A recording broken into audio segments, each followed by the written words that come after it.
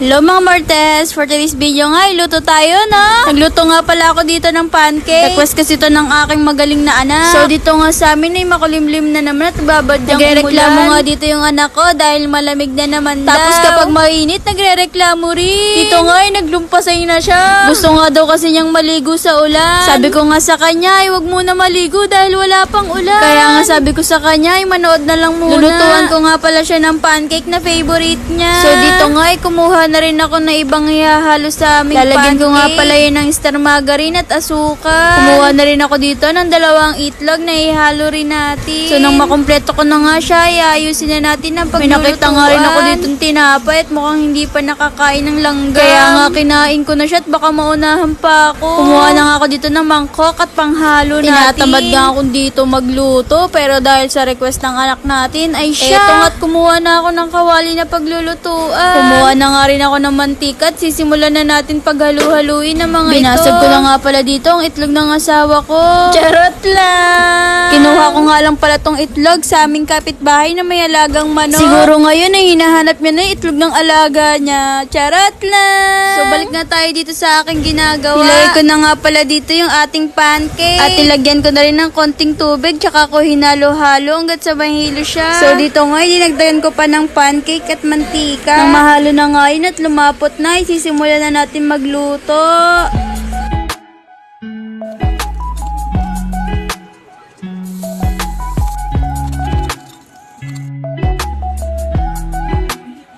Ito nga, tapos na rin ako magluto. Hiniwalay ko na rin pala yung para kay Daddy. Ito na nga yung para sa amin ng aking anak. Sisipagin ka talaga magluto pag ganito ba naman kasaya yung paglulutuan mo. So hanggang dito na lang for the kain muna ang person. Bye-bye!